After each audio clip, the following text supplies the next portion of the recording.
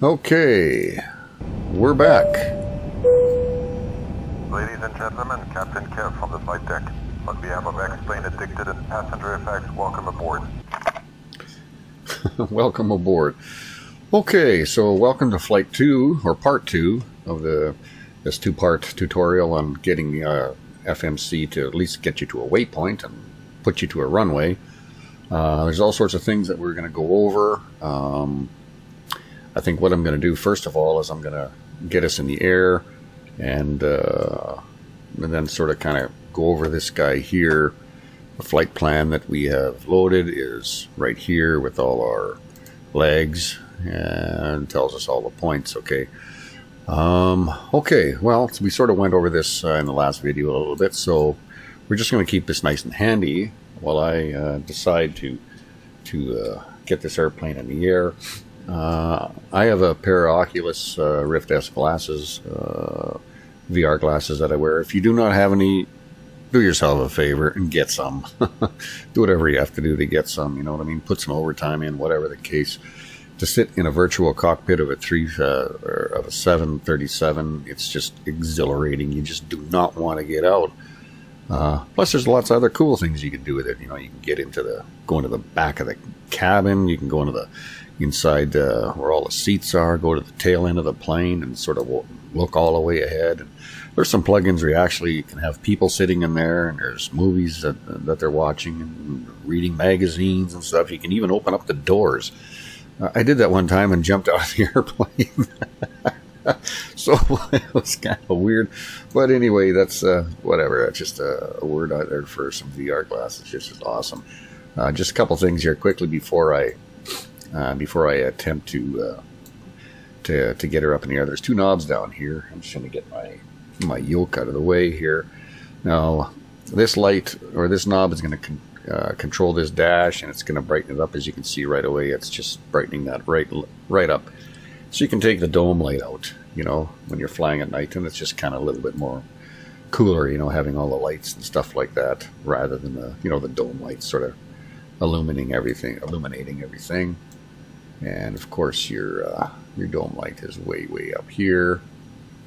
That's the dome light here. So when it's on, it just kind of, I don't know, it sucks when you're flying at night. And one other thing, this panel here will light up. Those are all your circuit breakers.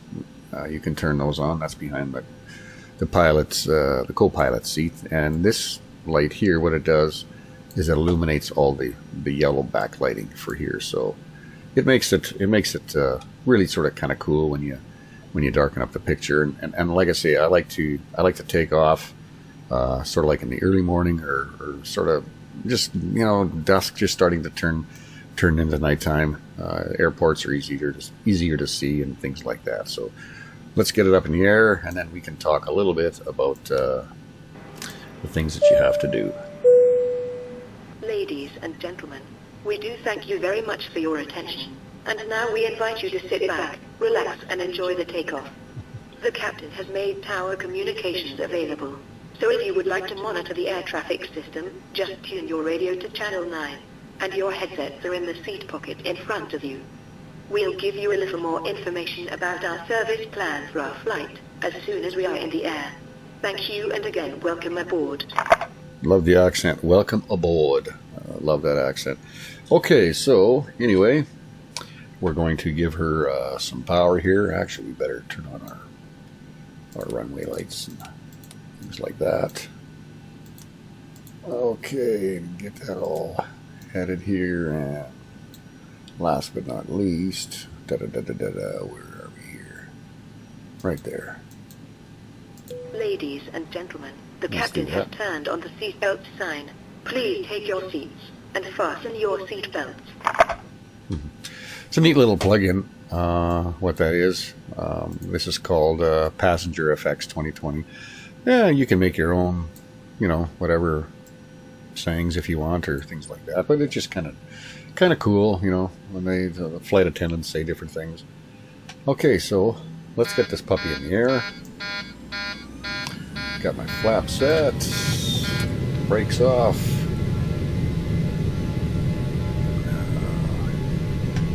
Now this, again, this is not a tutorial, you know, about beautiful graphics and all that kind of stuff. I have so much stuff running in the background. I'm sure my card is almost on fire, my video card, so this should start taking off all by itself for that amount of flaps.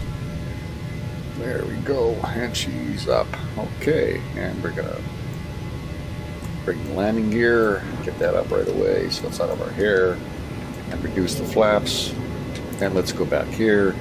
And if you notice, my altimeter is I'm climbing fast, so I'm just gonna take that down a little bit. Okay, first thing what we're gonna do is we're gonna turn on this FD lights and this AT arm. Okay, that's gonna sort of get ready for everything to be set up. If you notice on the flight plan, our arrival airport was 13, so we're going to set. I've got this set at 1:30. I've seen videos on this where some pilots are, you know, saying this works and why this works. And it's very technical, and I don't know if that's the case. Our speed detector we're not going to worry about because that's all going to be handled by the FMC. Okay, so at this point I'm going to get my LNAV. I'm actually going to just move over here a little bit so you can see exactly what I'm doing. Okay, I'm going to hit my where is it? My LNAV. Get my autopilot going and my vertical navigation. Now what's going to happen is you're going to see right away on this map here that this is going to start to make some really cool things. It's, you know, adjusting. We have this mag, this reddish sort of purplish line, okay, which is going to give us information. Now, before we talk about that, there's different types of mapping you can set with this dial way up here. I'm not sure what all these do, you know, I'm sure they do something, but whatever. I seem to prefer this one because it gives me, you know, my next waypoint. You know, if I look here, 37 nautical miles, right? I got 37 nautical miles, so everything's sort of working.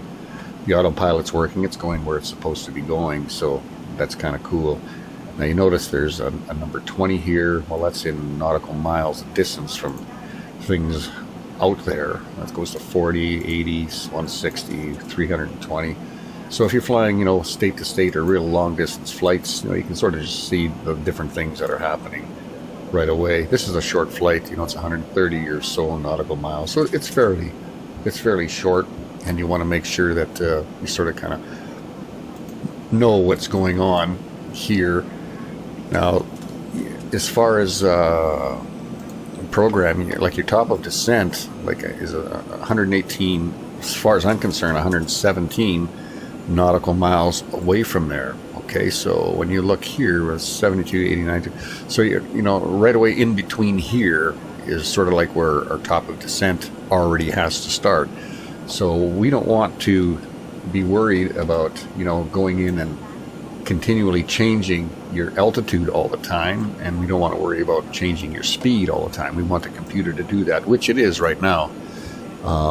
So what I'm going to do when I get to this waypoint right here, when I get to this LTAX, which is here, I'm going to change my altitude of 6,000, and it's going to Antos. It remains at 6,000, but it's telling us to go under 6,000. Okay, so we're going to fly under 6,000. That could be 59.99, but I'm not going to do that. I'm going to go really, really low. I'm going to drop past.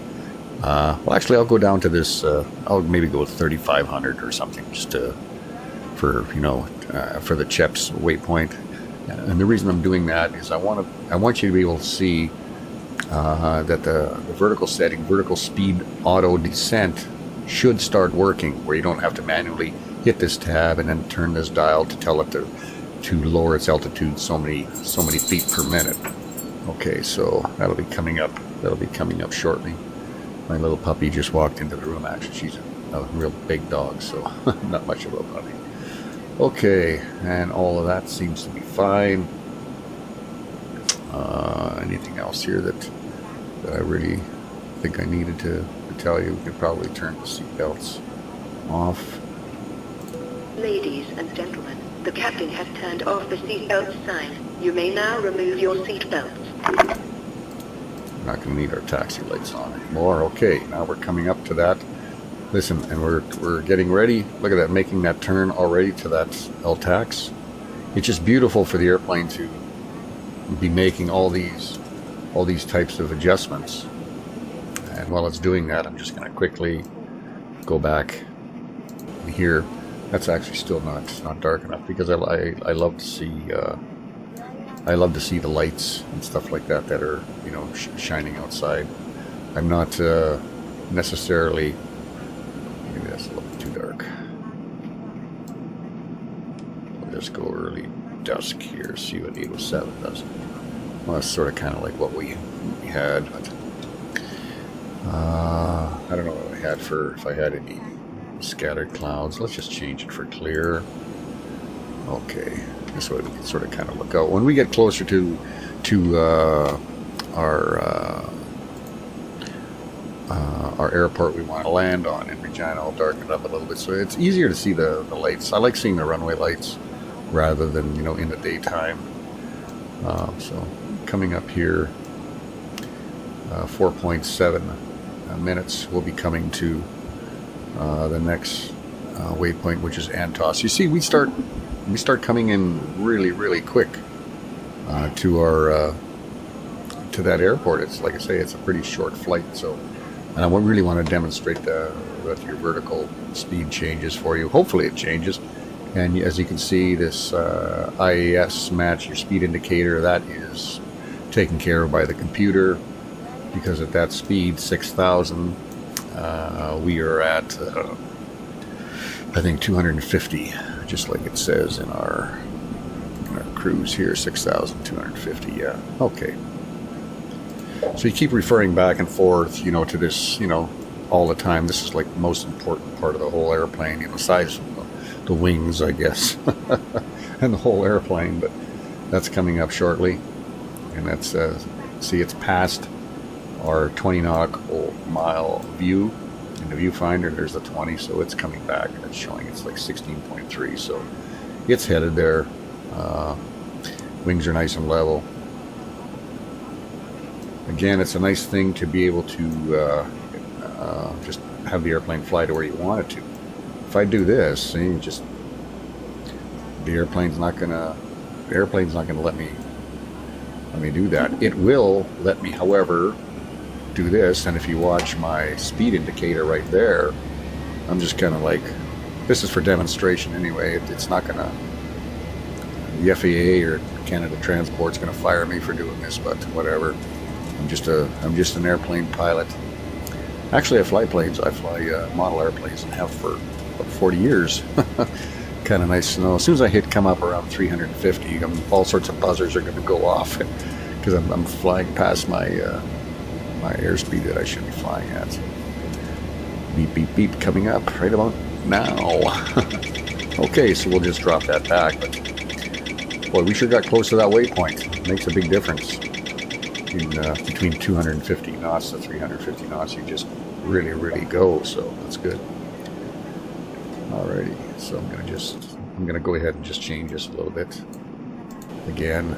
Yeah, so you can sort of see a little bit of the sunrise happening and various things that are outside. Regina is pretty flat. It's the coldest place in the country, so you know, our winters get, you know, between minus 30, minus 40, even up to minus 50, minus 55. I've actually worked outdoors in minus 55 at one point when I worked for a power company, so it was really sad. Face was burnt from the freezing. All sorts of crap happened to me. So, but anyway, we're carrying on here, nice and swell. Okay, now that waypoint is coming up real darn close. So as soon as we start making our turn, and that slope, okay, I guess when we get to Cheps is going to be 3-degree slope. Okay, so the slope won't be quite as wide as the next one, but that's going to start happening, and we'll see this indicator right away just start moving. Because look how close that magenta line is right there. It's just like right on top of us, and it's telling us right there. So she's coming home exactly where we want. in 0.6. You know, it's so sick, and how many times I went, you know, hours and hours and hours of, you know, flying to a waypoint, and it comes close, and then bang, it's now going away from you, and it's, that is so frustrating, I tell you. It just drives me crazy. Okay, so here we're making that adjustment, so I'm going to go down to 3,000 feet here, or I'll go down to the recommended 31, because we're supposed to be at 4. We're actually, just for the heck of it, if I go to 36, okay, because that's below the 4,000. What am I doing here? Okay, we're turning. And if you watch this line, sometimes it goes past the line, the magenta line, and then will sort of recorrect itself, or sometimes it just goes very, very slowly, and you watch your level indicator here, you'll see it kind of like just really, really slowly kind of pick up to until it's completely directly level. So what I want to see is, I want to see this gauge right here. I want to see that gauge to start moving automatically. That's my goal. Hopefully it you know, will do what I want it to do. So many times when you're demonstrating, things don't go as they were supposed to go, and then the next time you fly, you say, well, why in the hell did that not show that? And it's so important when people are learning and trying to figure out stuff, and say, why did this happen? Why is this not happening? It happened on his video, but it's not happening on mine. And that's what kind of drives me crazy. You know, it seems like everything seems to work, you know what I mean, for a lot of pilots. There's so many younger guys. Like I'm older. I'm 58. Some of these younger guys, I see like 13, 10-year-old kids flying these things, and they're doing you know, they're doing demonstrations on how to do some stuff, and you know it's, you know, thorough enough for them because they're, you know, flying around and stuff like that. But I tell you, to the guys that really know what's going on in these things, I give them credit. There's some learning to learn how to fly a real airplane. So. But wouldn't it be cool, you know, if we were able to fly a real airplane one time, if you're a passenger and you had the opportunity, you know, the pilots ate some fish or something like that. I don't know. That indicator still hasn't come on yet, so please do for this demonstration. It should. There's no reason why it shouldn't. We're following it to plan.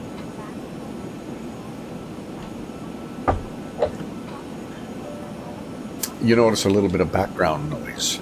It almost sounds like talking a little bit. Well, that's all part of this little plug-in here, where you can hear the, hear the people talking a little bit in the back. We can't see anybody in the back yet, but like I said, I'm going to look for that plug-in and fill up the airplane full of people. It's really kind of cool. And with the 3D glasses, with the VR headset, like I say, when you walk back there, see all that, and it's just so cool. It's so realistic, and the cabin door is open, and it's just, I don't know, it's so cool. You can sit in a chair and look out a window, see the wings kind of flopping a little bit, especially if you set the weather to not the greatest, it's storming out, and the wings are flopping. It's very, very realistic, and it's very, very clear, and I'm pretty blind. Like I gotta wear glasses, I got bifocals. I actually ordered a set of these glasses where you can actually adjust the lens inside the glasses. I don't know, I've got them off Amazon. I can't remember. I think they're like $30 or $40 or something. So that'll probably come in very handy for me, because my field of view up close is very kind of weird, the way I have to kind of get that all sort of going. So anyway, we still haven't changed that, and we should be, because we are coming up to Antos at 12.3 minutes, so it's still 55 kilometers, but we should be starting to drop, or that should be starting to drop, I would think, already. Everything is all on. Yeah, I don't know, if you listen real closely in there, I don't know if you can. You just hear like minorly talking in there. I don't know if it would get any louder if I open the cabin door, but I can't seem to open the cabin door, with the mouse. I have to only do it with the VR goggles. So I also got this little, the way my fuel is set. I got this little shortcut on one of my dials and one of my buttons, so it can show that my sometimes I've seen 0.4s, and holy smokes, because I've run out of gas lots of times, but I can just press a button. It takes it up to 4.6 thousand pounds, I think is what it actually is. Yeah, and for some reason, yeah, I'm thinking that's probably Regina out there. In this area here, Saskatchewan is very flat. You know what I mean? If you come across a hill, you know what I mean, it's probably a speed bump in the middle of the street. Like, it's just really, really flat. You know, we have a few hills and stuff outside of our town. You know, like going into some of the real smaller communities, and we always have the Craven Jamboree out here. So that's kind of cool. And yeah, I think that's about all I can say as far as what all I can do with this at some point. I can't adjust my rudder. Well, I can with the mouse, but I would much rather have a set of pedals. Like I said, I fly model airplanes. I've been flying model airplanes for 45 years. That's, you know, the rudder is such an important part of the airplane's flight characteristics. You need that yawing, you know what I mean? So when I come into an airport, you know, I'm doing a lot of what they refer to as bank and yank in the hobby.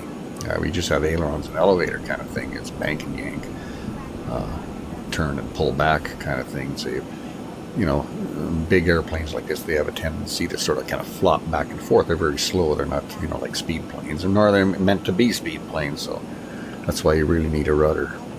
But when you get in close like that, it's kind of like, and I don't have enough buttons to be able to, you know, adjust a rudder on my flight stick. I've got a PlayStation Thrustmaster. That's what I'm using for my joystick, and the joystick part works, flight control part, and then I got the buttons on the throttle control that work. The actual throttle control doesn't work like it does for like on a PlayStation game. So that's kind of cool. If that light doesn't start flashing very, very soon, I'm gonna have to manually get it down there, because we're just getting a little bit too close here for comfort.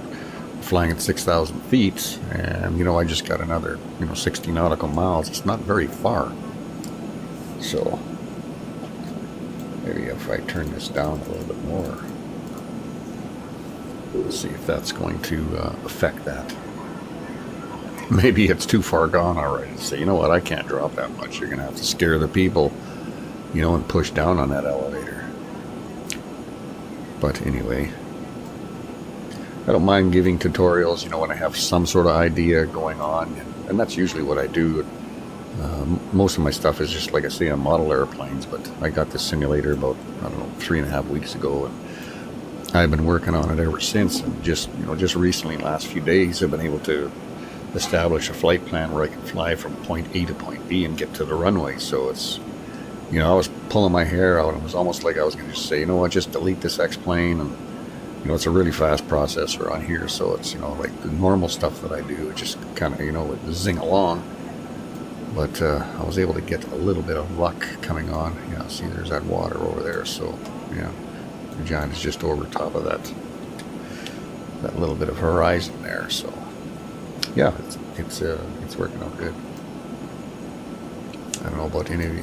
If you're watching this video, you're probably a beginner, because that's who it's designed to be at, and you're probably at the same, you know, point where I was, just for, you know, saying, come on, like,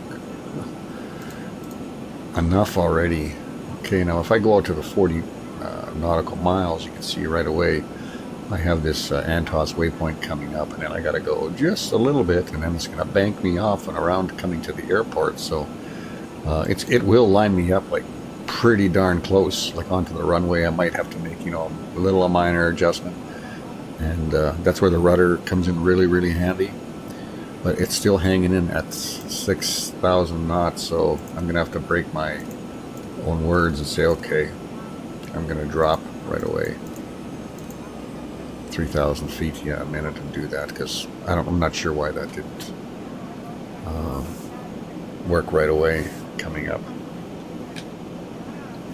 And get my altitude down a little bit, so I got it set to 29. I'll set it up here to 3,000 ZRSs. Well, that's, the runway's coming up pretty darn quick, so in this case, just for demonstration. Now, I forget what my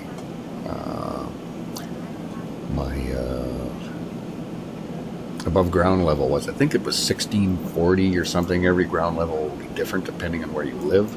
So it's not like 2,700 feet, you know, puts me on the ground. I think I start at 16 something. So I'm roughly, you know, once I get to 2,800, I'm just going to be roughly 1,000 feet over ground level. So that's getting pretty low. And a real airplane probably would not fly like this, but for this demonstration, I'm flying like this. Yeah, very weird why that didn't come on. I don't know. I'm going to turn on this little side guy right here.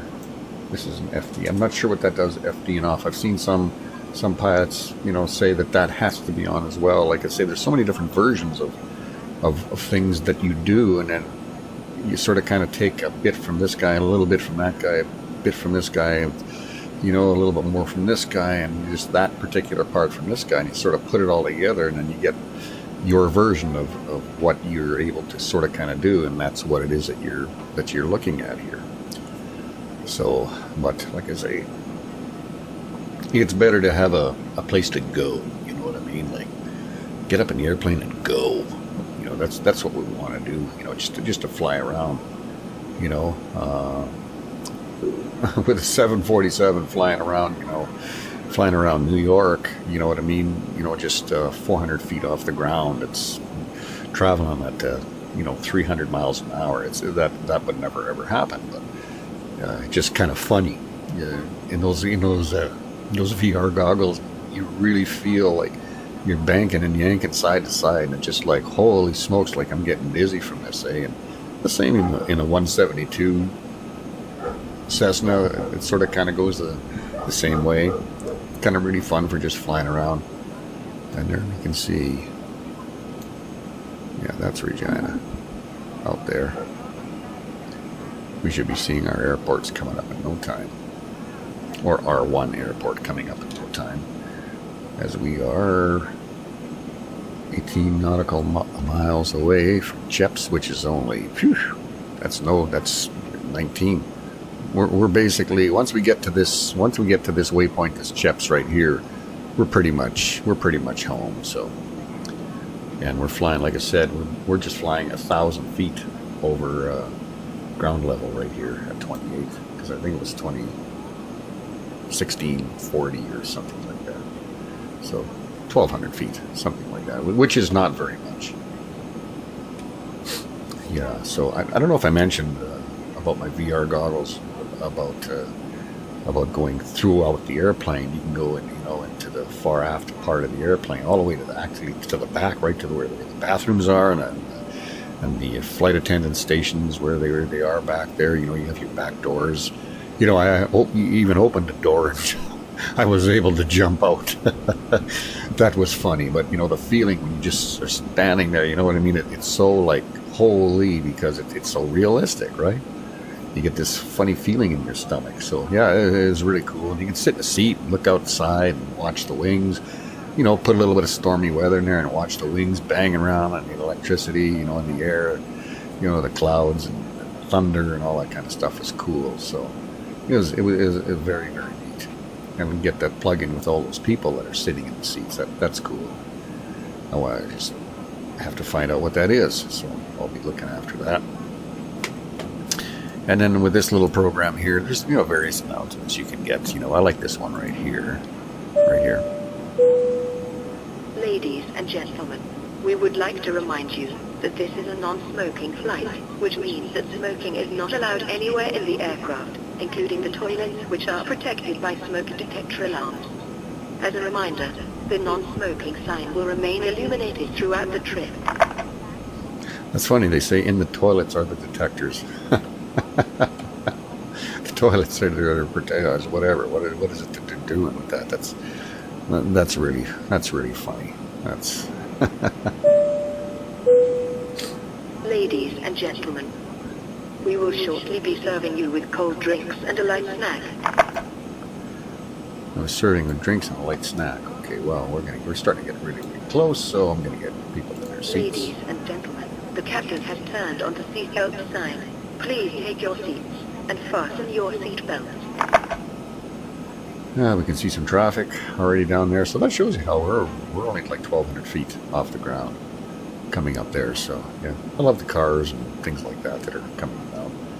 If you've ever been in Vegas and stuff like that, and different places, there's lots of busy stuff, Pennsylvania and New York, places like that. There's tons of of vehicles, trains, you know what I mean? Flying over a train over the train tracks. Yeah, it's very, very cool. And like I say, in VR, it just makes it so much better. So it looks like I'm seeing some stuff out here. It's looking very, very promising.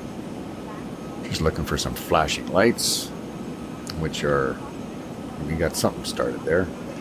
As again, we are just 7 minutes. Those really aren't real minutes, because it seems like a minute just went by. 2.7 nautical miles, and then we got another 19, and then we are home. So we'll be turning down the speed right away.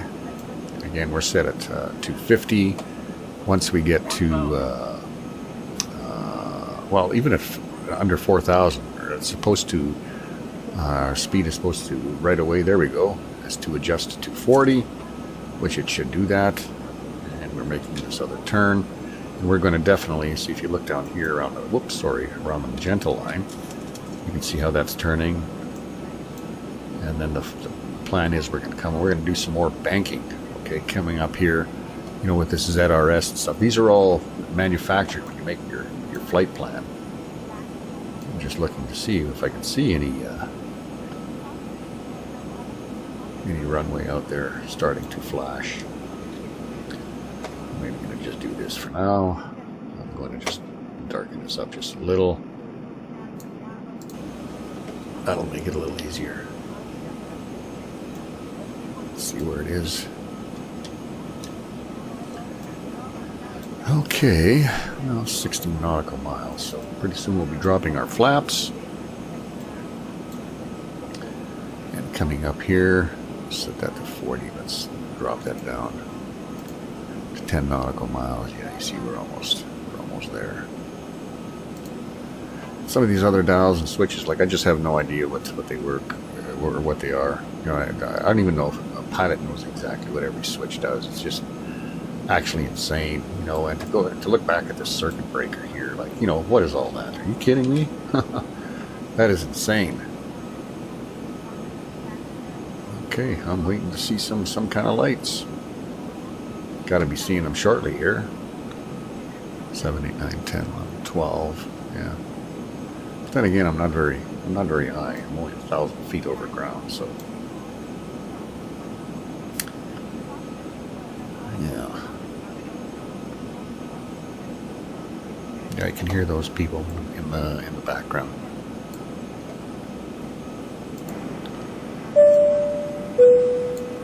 Ladies and gentlemen, a personal request. If anyone has found a watch with a blue band, please notify one of the flight attendants. Again, this is a watch with a blue band. Thank you. And there's our airport, so I've adjusted our flaps. Coming up there, and I'll be putting my landing gear down. Just, did I not ever put my landing gear up? Oh my goodness. Anyway, it's a flight on how to work this FMS, or FMC anyway. 1.9 to Cheps, and then we're en route to our runway, which is really close. So I'm looking forward to that. See how you can see that just flashing so beautifully out there. Just waiting for us to land on it. Hopefully I can put the aircraft down and not kill anybody. The people actually, if I bump down really hard, they will scream in the back, and if I have a really nice landing, they'll applaud, just like a real airplane. I guess I should turn my landing lights on. Boy, they're hard to that's hard to see.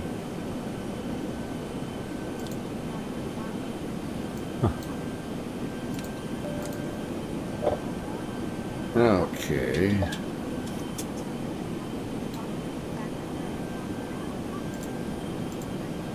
I might actually have to turn my dome on because I can't see. I can't see what I'm doing here. There we go. Get those landing lights on there. Okay. And I'm going to put my flaps on 25. I'm going to turn off my auto throttle. And my altitude hold is coming off. And turning down some of that throttle.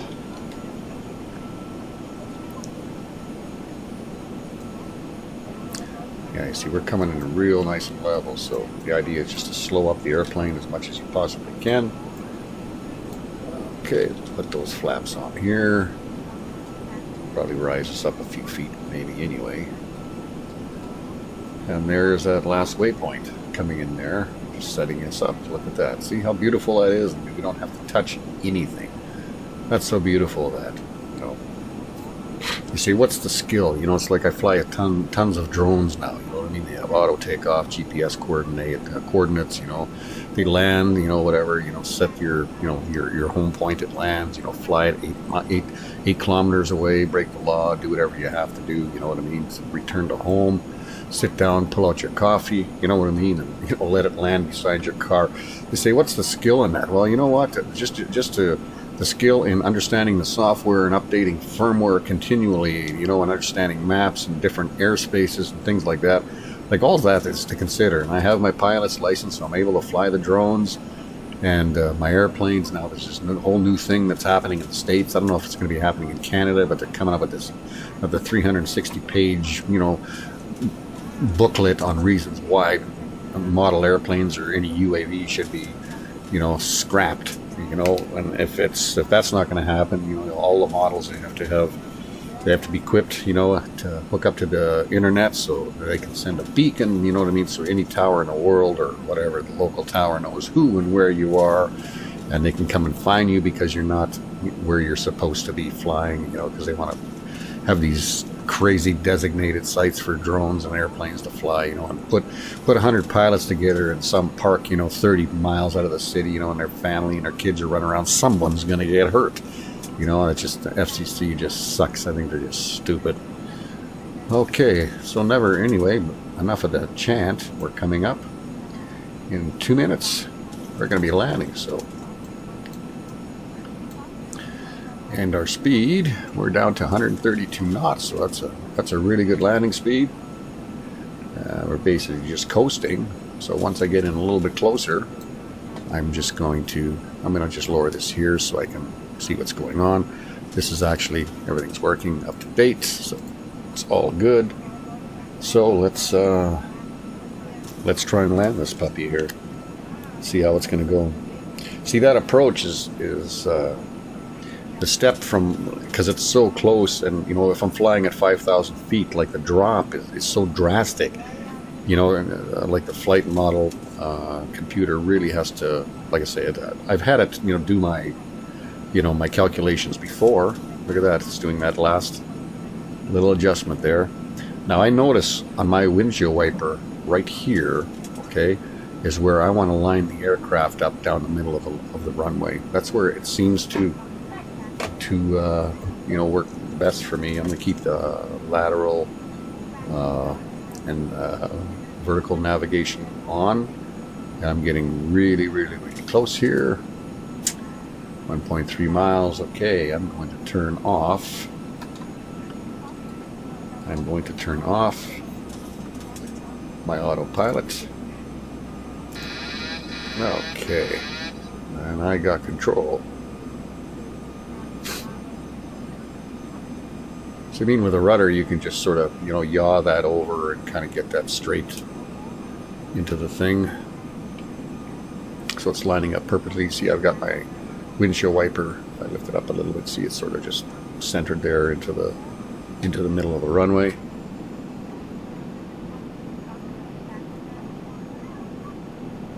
As I get in awfully close here.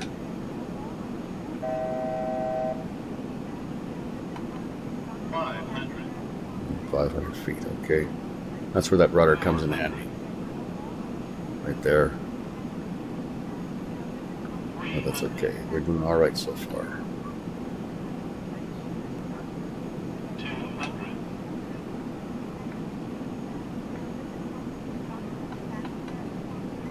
100. Oh, geez, I didn't turn. Oh, I did turn my lights on. Oh. 40, 30, 20, 10. Okay, got my brakes down, flaps up.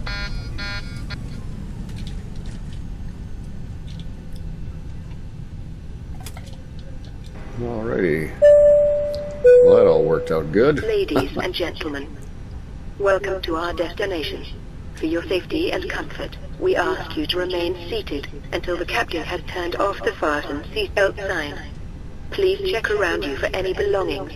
Also, please use caution when opening the overhead lockers, as items may have shifted during the flight.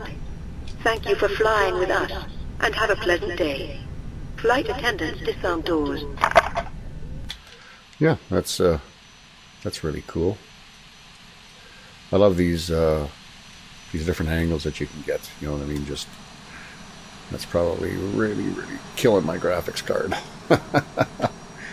I'm sure of that. Yeah. Okay. Well, we're at the Regina Airport, so you can probably kill this video for now or whatever. But what I would do is I would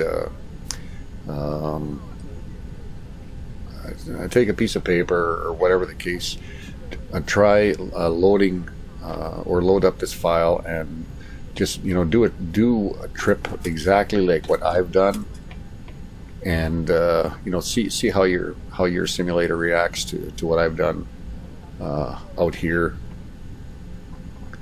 and yeah, hopefully you'll have some luck. And when you try other destinations, you know that some of those waypoints and things like that, which are basically those are your I think that you can classify those as like your SIDS and stars, because we know which runway approach we were taking. We know which runway we were stopping at or landing on, things like that. So yeah, it's just going to see where I'm supposed to turn in here. It's going to be somewhere close to here. I don't see the line though, but I'm going to go up one here. I wish I had a set of brights. I could always cheat, I guess.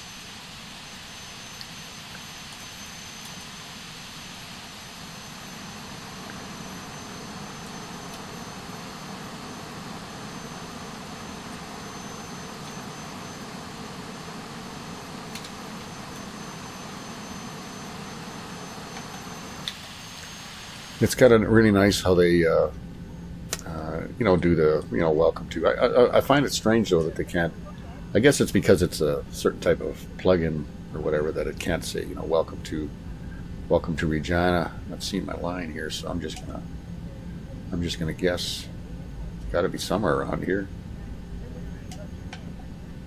It's the last thing I want to do is pile into another plane. I don't see the line anywhere.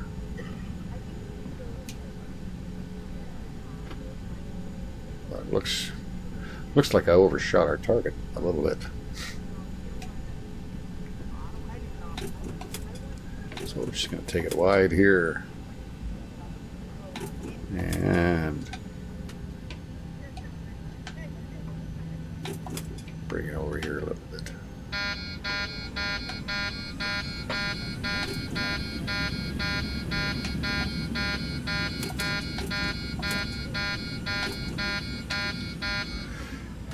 Okay, and I'll make sure all my flaps and everything are all up. I think I did all that kind of stuff already, so landing flaps that can come right up right away. Like I say, you need a lot of tools, or a lot of buttons to be able to do a lot of things, and you certainly need a rudder. So things you have to have is you have to have a rudder pedal or a rudder wheel. And for really enjoying your experience, have a set of VR headset. So anyway, I hope this sort of kind of helped you. My name's Jamie, and whatever, everything's not 100% the way it's supposed to be going, or anywhere near to that. But the point is I was in the city, I took off, I hit waypoints. The airplane turned when it needed to turn. It brought me right to the runway. I took over, landed it, and it was fine. So thanks for watching, and subscribe if you like, and if it helps you out, please send me a note. I'd appreciate it. Take care.